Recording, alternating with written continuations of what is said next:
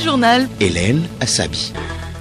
Bonjour à tous et très heureuse de vous retrouver pour le journal. Au sommaire, le Togo et la Chine font le point de leur coopération bilatérale.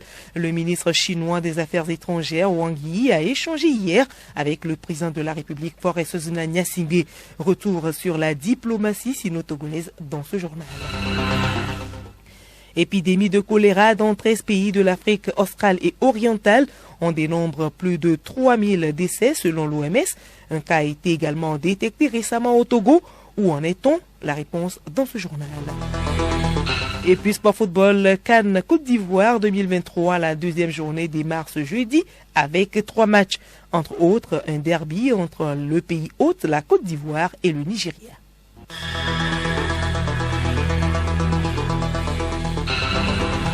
Radiolomé.tg.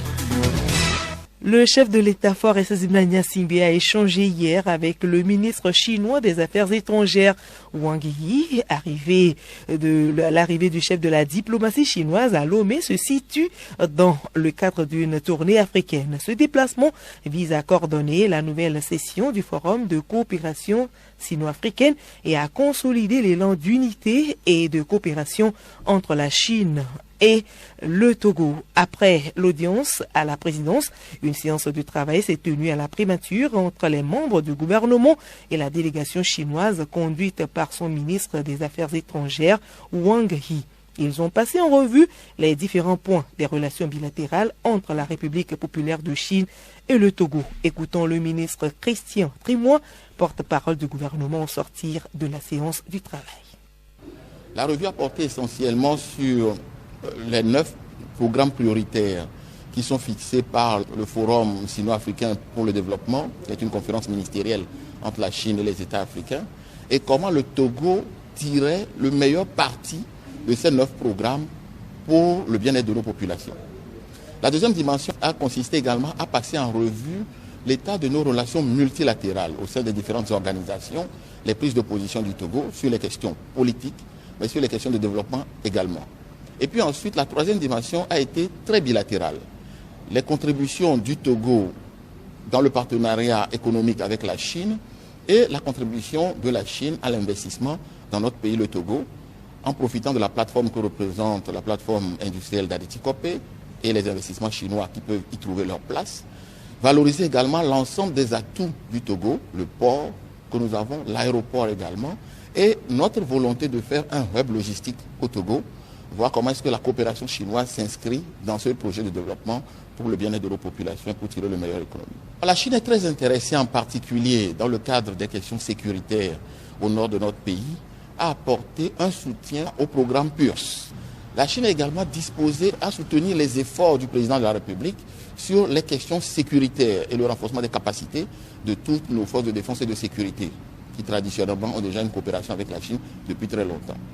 Et puis du côté de l'investissement, la Chine est intéressée également à pouvoir utiliser les atouts du Togo en termes d'investissement dans la sous-région ouest-africaine, mais en particulier à la création d'emplois et aux facilitations des exportations togolaises vers la Chine. Je rappelle que récemment, la Chine a accordé une exemption de droits de douane de plus de 98% aux produits togolais entrant en Chine.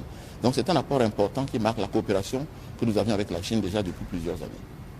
Justement, après cette séance de travail, on se demande comment se présente la coopération entre la Chine et le Togo. Théophile Dandakou détaille l'état de cette relation dans ce dossier.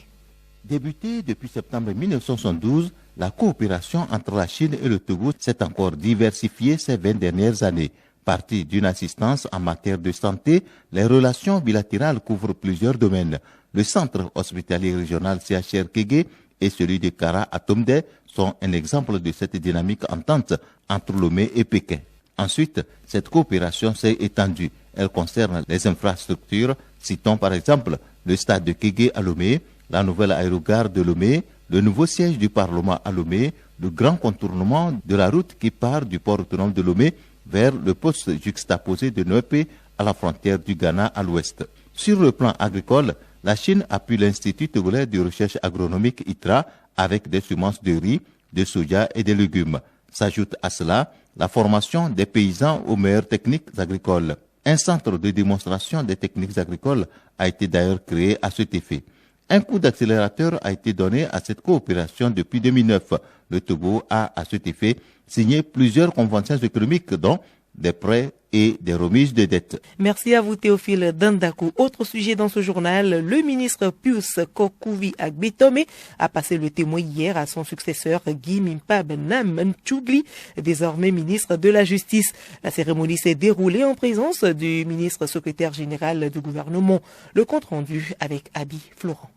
Guy Mimpab Nam-Ntchougli, auparavant juge à la Cour constitutionnelle et professeur de droit aux universités de Lomé et de Kara, occupe désormais les fonctions de garde des Sceaux, ministre de la Justice et de la Législation.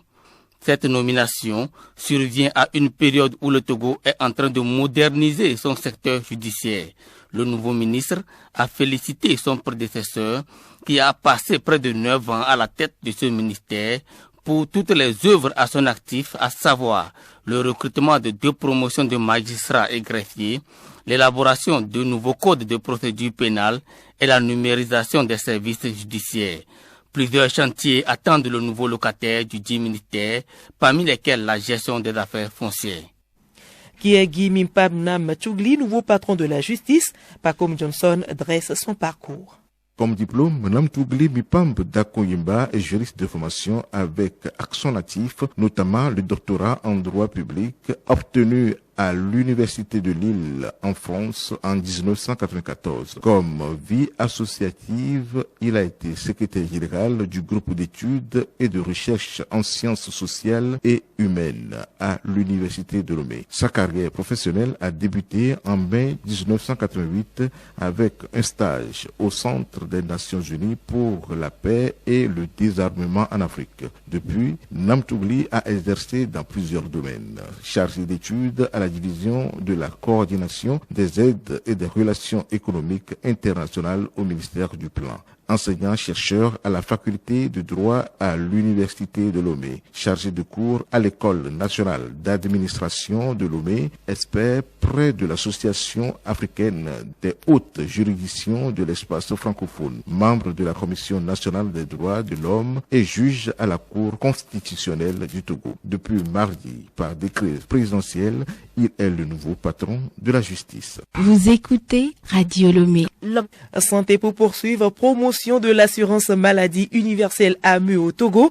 Une délégation ministérielle effectue une tournée depuis lundi à l'intérieur du pays. L'étape de Sokodé avec notre correspondant Michel Kémissi de la Top Sokodé et Abidé Lemon.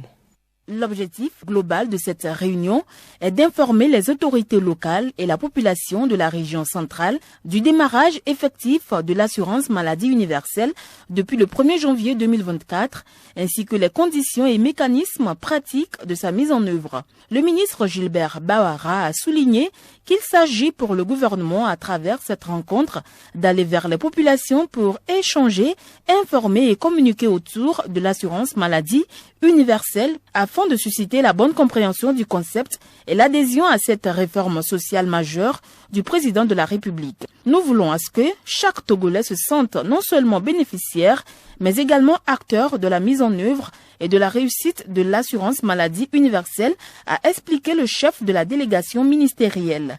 Les ministres Moustapha Mijiawa de la Santé, Jean-Marie Tessi de l'accès universel aux soins et Adjovi Lolognon Anakoma de l'action sociale se sont succédés pour éduquer davantage l'assistance sur les tenants et aboutissants de l'AMU.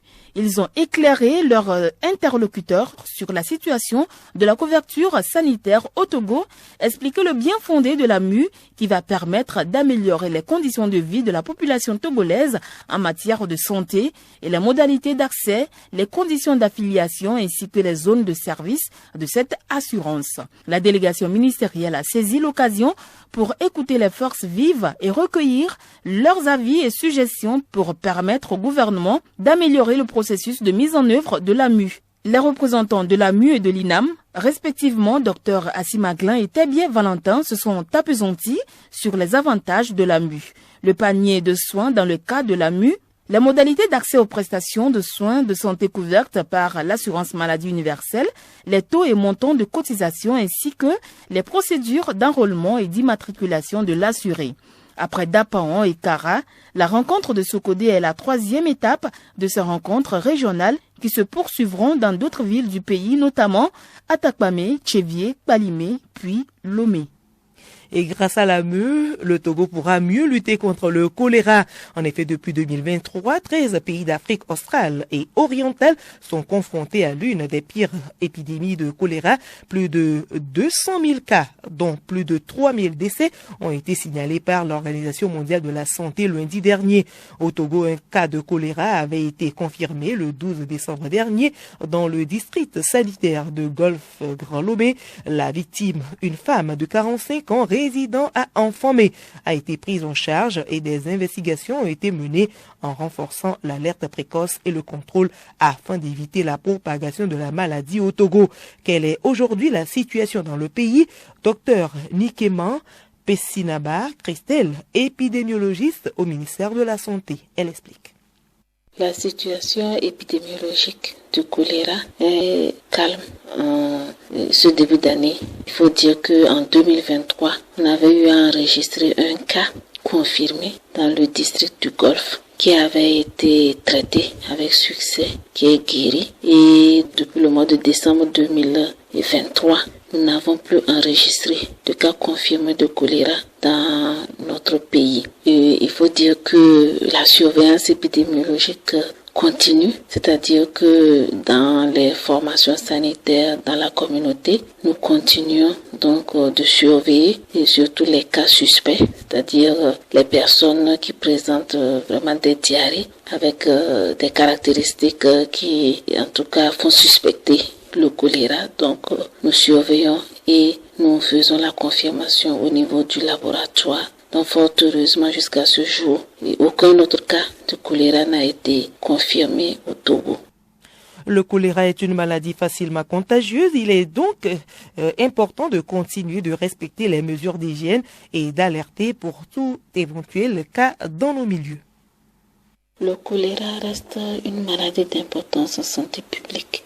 C'est une maladie infectieuse qui a un fort potentiel épidémique, donc qui peut se transmettre de personne à personne. Et c'est une maladie qui est très mortelle si la prise en charge n'est pas vite assurée. Ce pourquoi il faut vraiment respecter les mesures de prévention. Respecter les mesures de prévention à travers donc, le lavage correct des mains à l'eau et au savon. Surtout après être allé au sel et avant de manger. Il faut aussi bien cuire les aliments et réchauffer les restes d'aliments avant de les consommer. Bien couvrir les aliments contre les mouches et la poussière. Ce sont des vecteurs, donc une fois que ça se dépose sur les aliments, ça se dépose aussi avec les microbes. Et pour pouvoir tuer les microbes, puisque ces bactéries-là, le Vibrio cholerae, est sensible à la chaleur, donc est tué par la chaleur, on peut vraiment bien cuire ces aliments-là. Ça serait vraiment le moyen idéal pour tuer les microbes avant consommation, mais aussi bien laver les fruits, les légumes, ça permet aussi de détruire ces microbes-là avant consommation. Nous devons aussi consommer de l'eau potable. Et la santé concerne aussi les sols. Préparer les sols, chercher le financement, ce sont là quelques dispositions que doivent prendre les producteurs avant le début de la campagne agricole. Il s'agit du calendrier cultural. Il varie selon la position géographique et la culture. Quel calendrier pour la culture du maïs dans les régions maritimes et des plateaux? Nous allons le découvrir avec Odette Pira dans ce magazine agricole.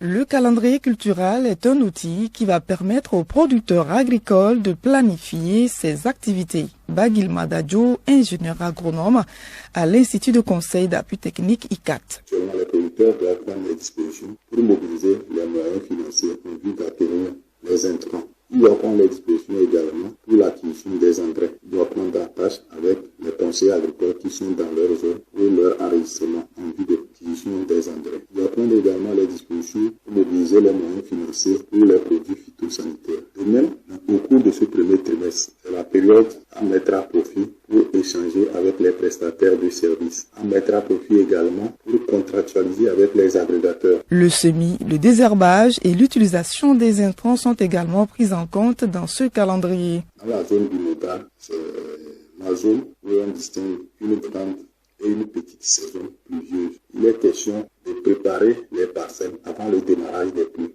Donc, il va falloir le faire avant la deuxième quinzaine du mois de mars. Dès les premières pluies, il faut faire le labour à plat ou en pilon et en veillant à enfouir les résidus de récolte. Il ne faut pas les brûler. Il faut les enfouir. Et soit si on dispose des déjections ou du compost, on va l'étaler sur les parcelles et les enfouir par le labour. Donc si on a des producteurs qui se trouvent dans la région, les plateaux ou maritimes, les semis du maïs méditerranéen généralement mi-mars et au plus tard fin avril. Donc il faut être attentif aux informations fournies par l'Agence nationale de la météorologie en début de chaque campagne agricole. L'agence qui va renseigner sur le démarrage des campagnes agricoles. Donc si on fait le semis au plus tard fin avril dans la zone bimodale, déjà 15 jours, il faut faire le désherbage suivi de l'épandage de NPK sur le maïs. Et après 35 à 40 jours, on apporte de l'urée. Qu'en est-il de la petite saison pluvieuse toujours dans le sud? On en parlera dans nos prochaines éditions. Le journal Hélène Assabi. À l'étranger au Sénégal, sa double nationalité faisait débat à 3 jours de la validation finale des candidatures. Karim Wade, fils et ministre de l'ex-président Abdoulaye Wade, a finalement renoncé à sa nationalité française qui empêchait sa candidature à la présidentielle sénégalaise du 25 février prochain. En effet, tout candidat à la présidence doit être exclusivement de nationalité sénégalaise, jouir de ses droits civils et politiques, être âgé de 35 ans au moins et de 75 ans au plus le jour du scrutin. C'est selon la Constitution. Il doit aussi savoir écrire, lire et parler couramment la langue officielle, le français. Le ministère des Affaires étrangères de la Somalie a exclu aujourd'hui toute médiation tant que l'Éthiopie n'aura pas annulé un accord récemment conclu avec la région séparatiste de Somaliland, accord que les autorités somaliennes jugent illégal. Les tensions sont fortes entre les deux pays voisins depuis un rapprochement entre Addis Abeba et le Somaliland, matérialisé par la signature le 1er janvier dernier d'un accord qui prévoit notamment un accès éthiopien de 20 km de côte du Somaliland. Sport football CAN Côte d'Ivoire 2023. La deuxième journée démarre ce jeudi avec 3 matchs.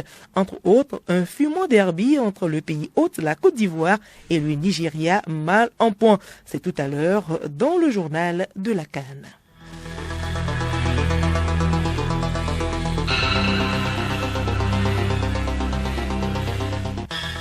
Voilà, ce journal se referme. Merci à vous de l'avoir suivi. Le rappel des titres.